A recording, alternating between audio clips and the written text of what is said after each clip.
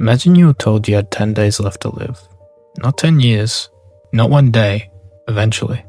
10 days, 240 hours, and then nothing. No extension, no second chance, no way to bargain with time.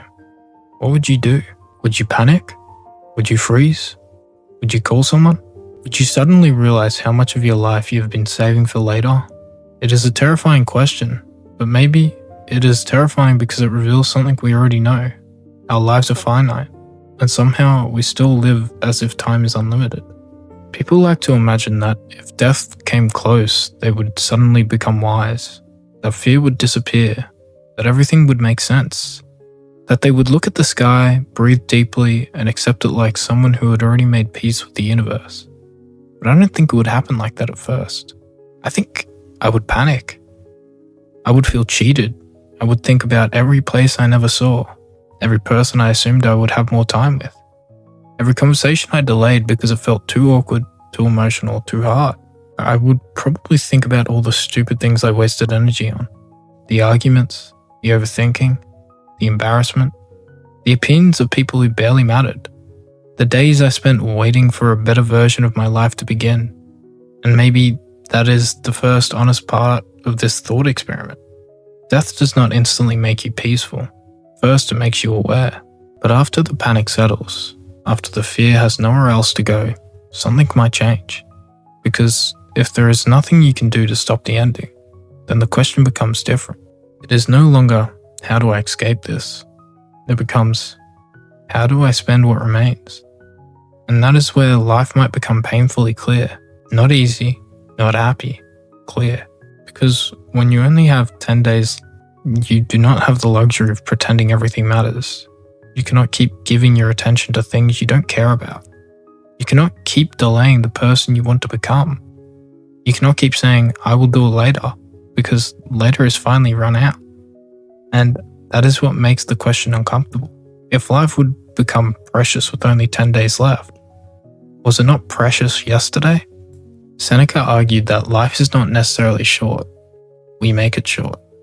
Not because the years vanish faster than they should, but because we spend so much of them badly. We give our time to anxiety, to resentment, to status, to comparison, to routines we never chose, to trying to become impressive instead of trying to become honest. And then when the end gets close, we ask, where did my life go? But maybe it did not go anywhere. Maybe we traded it away, piece by piece, a day here, a month there, a year spent becoming someone we did not even want to be. That is what the 10-day thought experiment exposes. It does not only ask what you would do at the end, it asks, what are you doing now? Because if you would suddenly protect every hour when there were only 240 left, why do you treat an ordinary day like it was disposable? So imagine it. Day one would probably be chaos. You would be scared, angry, numb, maybe all three at once. Eventually, you would have to choose. Do I spend what remains fighting reality, or do I spend it living? I think I would see my family first.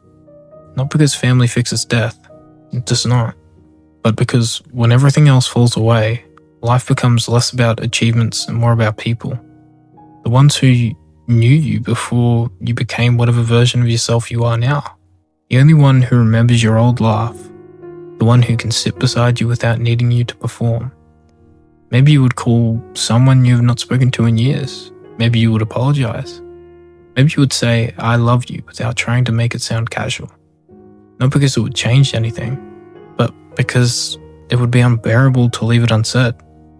And after that, maybe you would run towards the world. One final hurrah. A flight booked without overthinking. A city you always wanted to walk through. A mountain you always wanted to see. A beach at sunrise.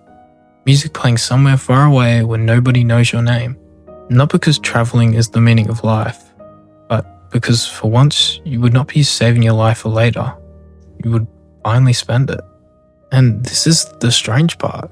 The things we imagine doing at the end are often not impossible things.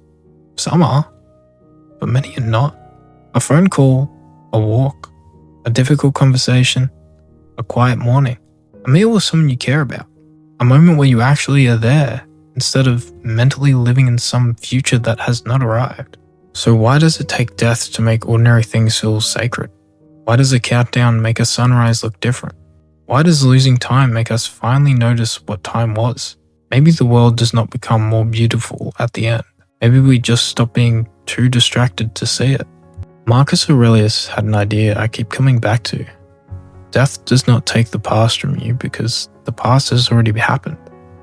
It does not take the future from you because the future was never truly yours. The only thing you can lose is the present. That is all anyone loses.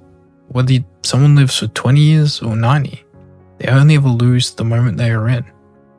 And that makes the question sharper. If the present is the only part of life we ever truly possess, why are we so rarely inside it?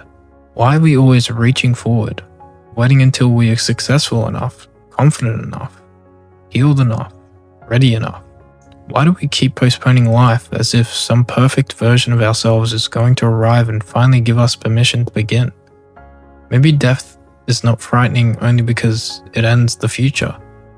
Maybe it frightens us because it reveals how absent we were from the only thing we ever owned, the now. But then there is another question. Would you actually become content in 10 days? Or would those 10 days only reveal how much time you had already wasted? That is the part people do not like to think about, because it is comforting to imagine that if we knew the end was close, we would suddenly fix everything. We would say the right things, make peace with everyone, forgive ourselves, experience the world, become honest, become brave. But what if 10 days is not enough to build a life you can be at peace with? What if the final days do not create meaning but only reveal whether you had been living meaningfully before them? Tolstoy wrote about a man who is dying and begins to wonder whether his whole life had been wrong. The question is horrifying, not because he had no life, he had one. A career, a home, a reputation, a life that looked acceptable from the outside. But as death gets closer, those things stop protecting him. He starts to see the difference between appearing to live well and actually living honestly. And maybe that is what death does. It removes the decorations. It strips life down until only the real question remains. Did I love well? Was I honest? Did I choose this life, or did I just inherit expectations and call them mine? Did I spend my days chasing what mattered or what looked impressive? That is why the thought experiment is not really about 10 days. It is about today. Because if you would become more honest with 10 days left, then some part of you already knows what honesty would look like. If you would finally forgive someone, then maybe pride is costing you more than you think. If you would stop caring about status, maybe status was never worth your attention. If you would spend your last days with people you love, then maybe love was never the side quest. Maybe it was the point. But I do not think contentment means reaching the end and saying, everything was perfect. Most lives are not perfect. People waste years, make mistakes, avoid things, hurt others, lose themselves, become versions of who they are that they do not fully recognize. So maybe peace is not having a flawless life to look back on.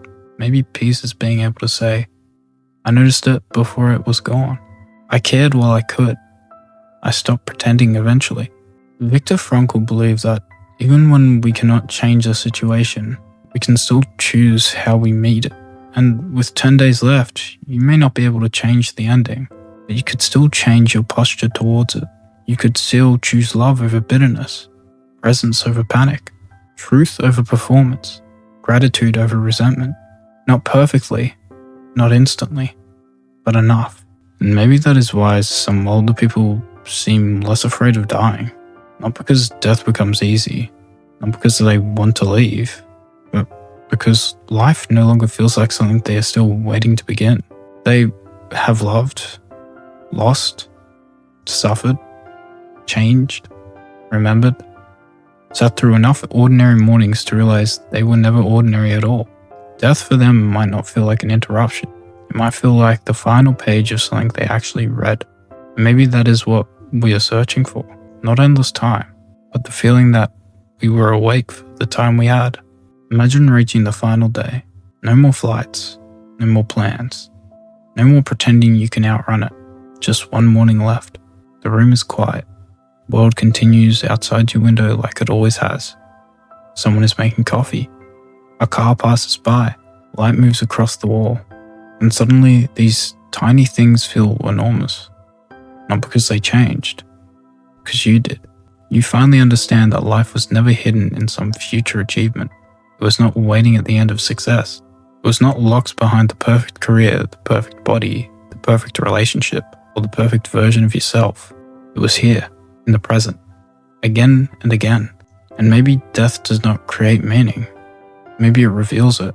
It removes the noise, the performance, the fake urgency, the endless distraction we use to avoid the fact that we are already living. So maybe the tragedy is not simply that we have a finite amount of time. Maybe the tragedy is needing a countdown before we take that seriously. Because if 10 days would make you kinder, why not now? If 10 days would make you braver, why not now? If 10 days would make you call someone, forgive someone, create something, leave something, begin something, then what exactly are you waiting for? Maybe you do not need death to tell you your life matters. Maybe you already know, you just keep forgetting. So here's the question. If you found out you had 10 days to live, what would you stop wasting time on? And if you already know the answer, why are you still giving your life to it? Hey guys, thank you for watching the video. Obviously, if you made it towards the end, leave a like and subscribe if you enjoyed the video. It'd mean a lot to me. This takes a lot of time to make and edit, especially. Obviously, leave a comment because I want to hear you guys' ideas and have a bicker in the comments about it. But yeah, thank you for watching.